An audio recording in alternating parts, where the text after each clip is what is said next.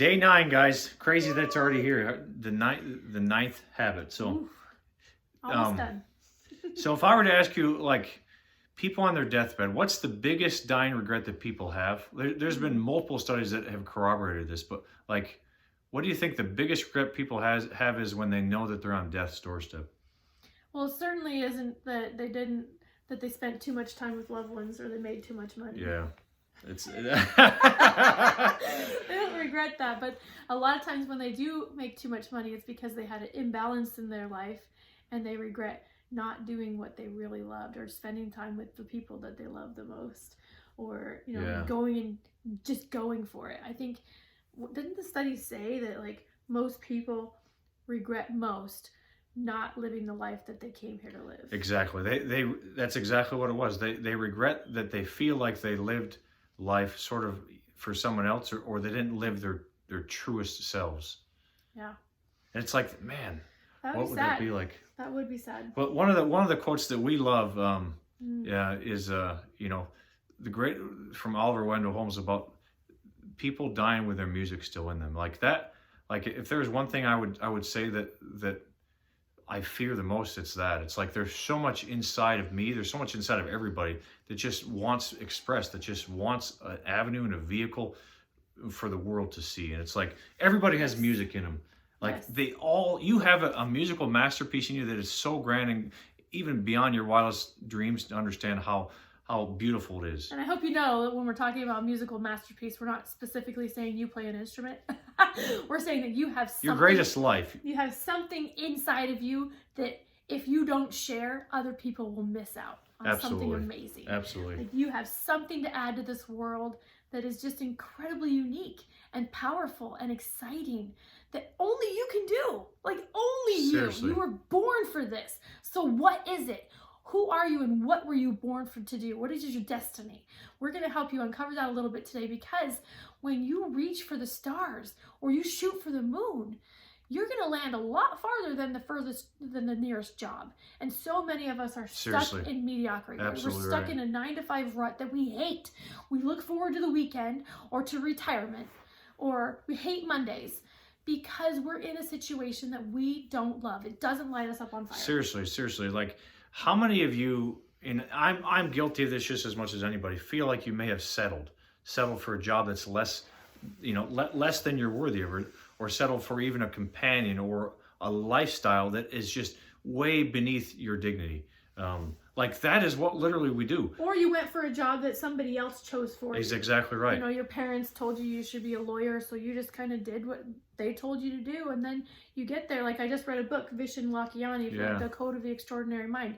Amazing book, but he talks about how he went into this certain field because that's what his parents told him to do, and then within a year or two, he hated it so much that he quit, and then he got this job. He changed his entire career path, and I hear that over and over and over. You're never too old to do that. I mean, if that's what literally lights you up. I mean, and Wow. the whole idea is like Finding that. finding that, and life's way too short to just settle. So how do you find that? Well, that's what the habit number 9 talks about. Literally, make goals that absolutely scare you. So your growth, your happiness is always at the edge of your comfort zone. It's always at the edge of your comfort zone. Yes. And I love working out. I love pushing myself. I love pain because I realize, He does. He's crazy.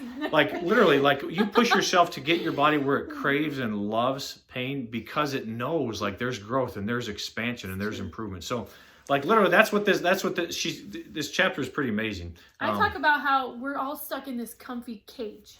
The comfort zone is literally like a cage holding us back from our true greatness. I saw a bird once a few years ago, and I write this story in my book because it was just one of those profound moments when I'm out in nature. I was driving my kids home from soccer, and I just started my car and started driving, and I saw this tiny little bird running in front of my car. And I was like, what the heck? Like, what are you doing, little bird? Like, fly, like, get out of the way. And it just kept running and running and running. And I just had to like sit there and wait. And I'm just watching it. Like, what a profound analogy came to my mind, because so many of us are like this little bird. We don't recognize that we have wings to fly. We can get out of there in Absolutely. an instant, and we could free ourselves from this comfort zone or this cage that's actually holding us back and could kill us. Like so many people are depressed and suicidal because they stay in this comfort zone. So we want to help you expand your wings and fly so that you can truly thrive instead of just survive. Are you excited about that? So what we want to do today is help you set a goal that scares you to death. Literally scares you to death. That makes you want to pee your pants. Absolutely right. What kind of goal do you think they should shoot for? Well, I would pick a goal in one area of your life. Or you can just do one overarching goal. One goal in one area of your life that you really want to improve. That you really, you want more security, more comfort from. Whether it's your relationships, whether it's your finances, whether it's your health.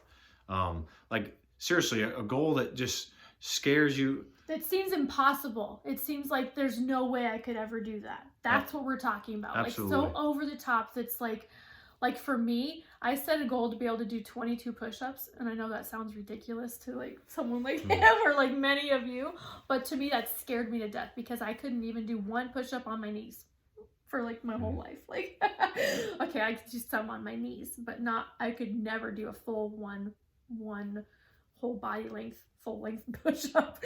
Like you're better. I can now, but there were 38 years of believing and feeling like that was impossible.